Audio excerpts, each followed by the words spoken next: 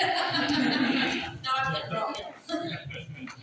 He won't let me. I'm trying. I have tried. My name is Tracy, and sorry guys, I'm very nervous. I've never given my full testimony in front of anybody before. So bear with me. I know, I have to hear anything. She's like, oh yeah, you're worried for your ego. I know. As most of y'all know, I grew up in Texas. You should push back there. I had a really loving family, but we didn't ever go to church except for Christmas once every 3 or 4 years. And that was only when my aunt wanted to go. But I'm sorry guys.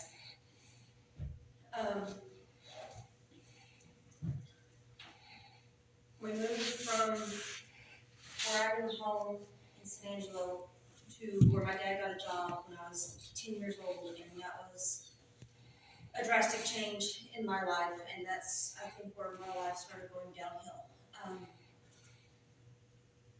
I started hanging out with the wrong people because I didn't know any better. My dad was a coach, so I got picked on and bullied for that. All my middle school and all my high school years. But I started drinking when I was 17, started smoking when I was 17. But just had a really rough late teens and 20s and early 30s. I started going to the bar when I was 18 and started drinking illegally there. And driving, which I know is not good. I met my ex-husband in a bar when I was 19 years old. He was in the Army, and I got pregnant.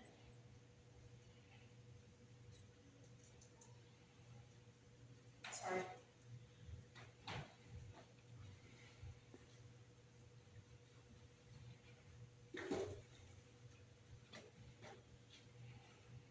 I got pregnant. And I got married because I was pregnant. I got married for the wrong reason. Because I knew he was out cheating on me.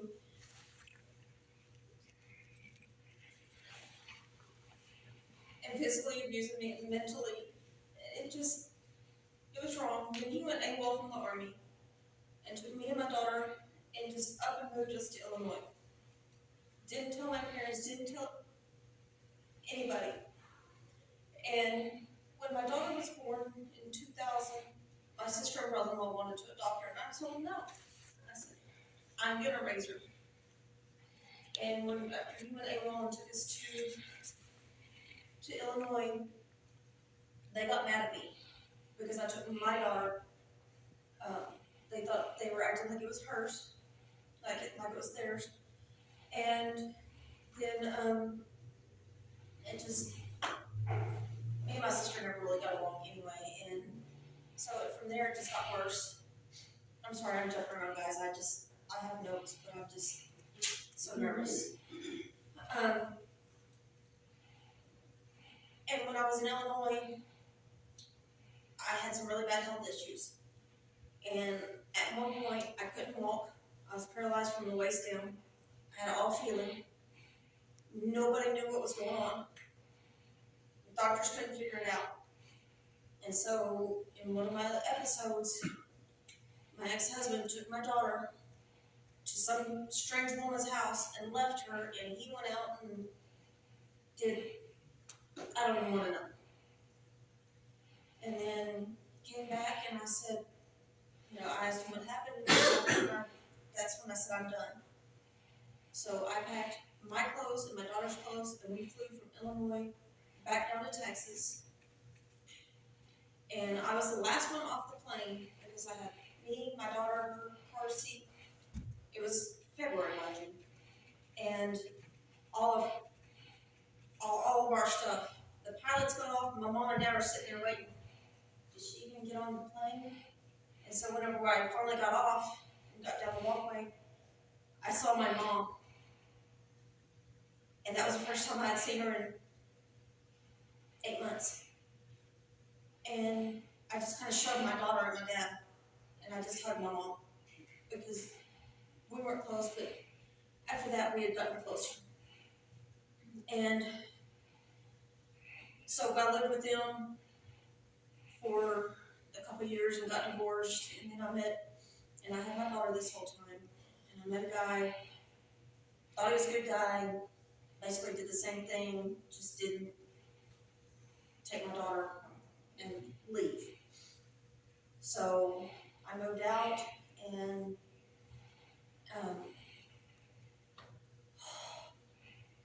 then I started going to school at night. And I had to work, so I was working in a bar.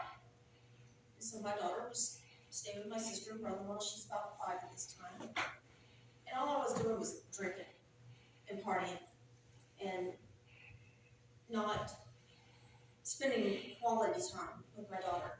And even when she was at the house, I was usually just sleeping or laying around or not playing with her or anything like that. And so finally one day I said, do you want to go live with your aunt and uncle? I sat her down at 5 years old and asked her where she wanted to live. And she said yes. So fast forward 2 years later,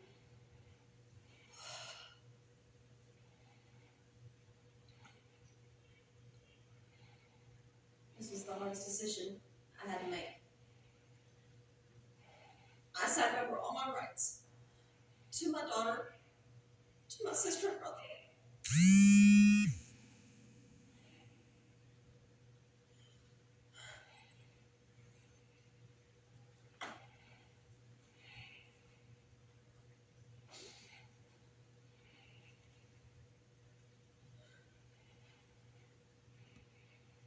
That still hurts me today. I know I did the right thing, because I couldn't give her the life she needed or wanted.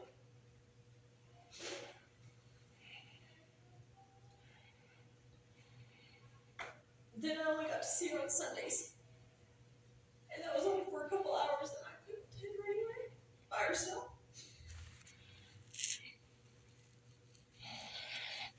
She knew I was mom, and she had my niece. She was raised with my niece, but she was treated like the redheaded stepchild sometimes, most of the time. In that time, while she was living there, I was still wild, partying, having fun, drinking, driving, barely making it, sleeping on this person's couch because I didn't have a home, or sleeping on that person's couch, or living out of my car. And then I finally decided that's enough. And in 2011, I moved back home with my parents for a few months. And then I got a good job at a hospital down in Texas. And I met a guy online, and we were engaged. He was from this area, and at one point, he was a thief, a cheater, a liar, abusive. I went for those kind of guys. And I stayed with him for 3 years. And then one day he said, we're moving. So I just quit my good job, and that had benefits and everything. Left my apartment, left my parents, didn't tell them. Moved a couple hours away with his mom and brother, and that didn't work out, so he brought me up here. We came up here to Branson. That was, at that point, that was a big mistake. But then, in July of 14, I met Mike. We were working together, and he was seeing somebody, kind of. But then I said, I don't take coworkers, so he quit. I mean, he legit quit and went out and got another job. and came back and said, I'm officially chasing you. That scared me off for about a month. It did. It really did. And then we got together in August, and I got saved and baptized in September, and we got married in October of 14. That wasn't the best times, was it? That was, I'd say that was some of the rougher times that I've had in my life. And I put it up there close to giving my daughter up for adoption. That's how rough it was. And I tried to commit suicide one night. I had a colonoscopy or something. I had some anesthesia, and I got into a fight with his daughter, one of his daughters, and then I just decided to take a love pill. I don't remember much. So I went. He called the cops, and they came, and they took me to Springfield, and then I went some psych ward somewhere. No, it was somewhere else. I don't remember where it was. Huh? I was in Joplin. See, I didn't even know where I was. But then I spent a week there, and that helped some, but not a lot. And then we decided we needed to get me help, so we found a doctor. We were starting to get things worked out, and then I decided to go off on medicine. And so we separated for, 2 months? About 2 months. I lived in a hotel in Branson. He was living in Branson West. That was a struggle for me. That was a big struggle. I knew I loved that man, and I would do anything to keep him and make him happy. We worked through that, and then we started going to church more regularly. And then he got a job at the Boys Ranch. We moved out there. Things were better, but not great. And then he started working. We were both working there, and I never even saw him except for lunch and supper if I was lucky. And then these past 3 years have been the best years, especially this past year. Ever since we left the ranch, and except for my drive. But ever since we left the ranch, we've just grown closer and to each other and to the Lord. And in this church, or the people in this church, have helped so much. Y'all family. And it's